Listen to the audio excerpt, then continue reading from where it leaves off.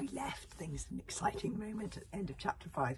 There was a single drop of green blood on the edge of the sword, end of the sword, and Caliban was screeching, "Don't touch it, don't touch it, don't touch it," because she's worried it might be witch blood. And do we think Zara's going to touch it?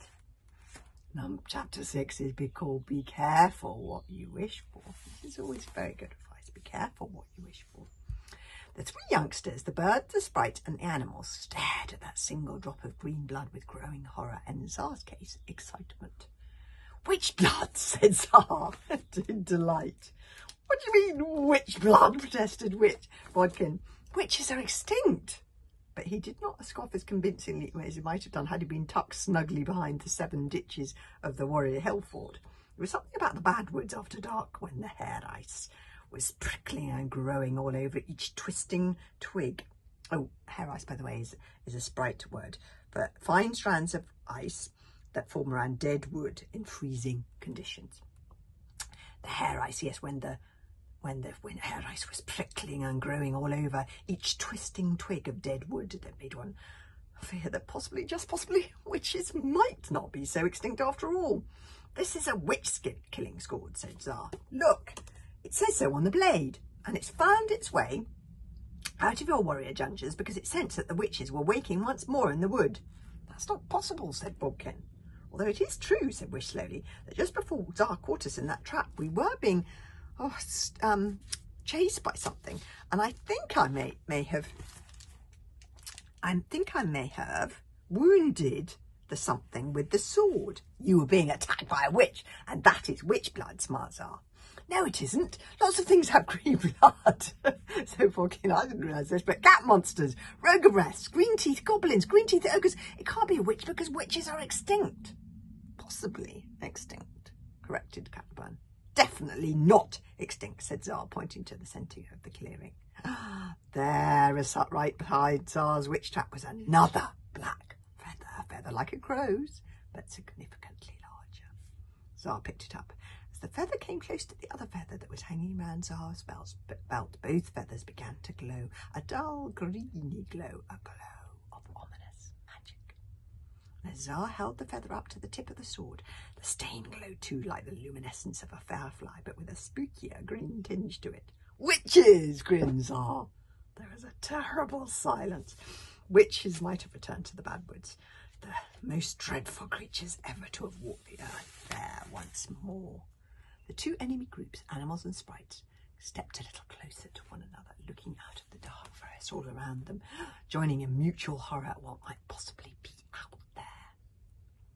If that really is witch blood, probably isn't, but if it is, even that single drop is very, very dangerous, shivered Caliban. Wipe it off on that tree bark, Zara, before it hurts anyone. "Oh, I'm not going to waste it," says Zara. "There must have been a reason that I caught someone called Wish in my witch trap. What's the chances of that happening? I wish to be magic, and the universe is trying to tell me that it's granted me my wish." "It could be telling you something else," shrieked Caliban. "The universe is very complicated.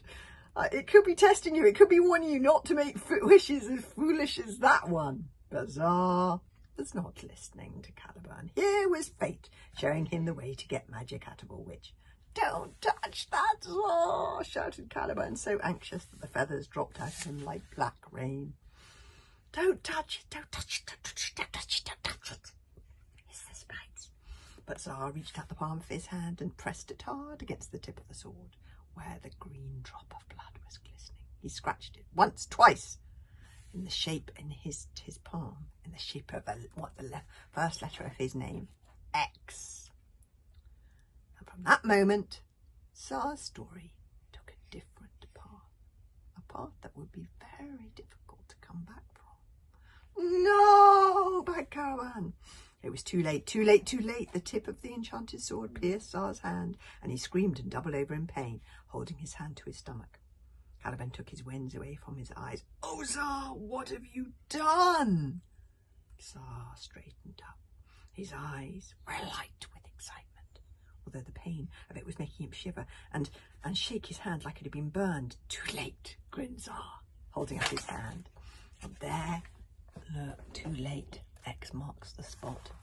And there, right in the centre of it, was the witch blood mixed with his blood in the shape of an X.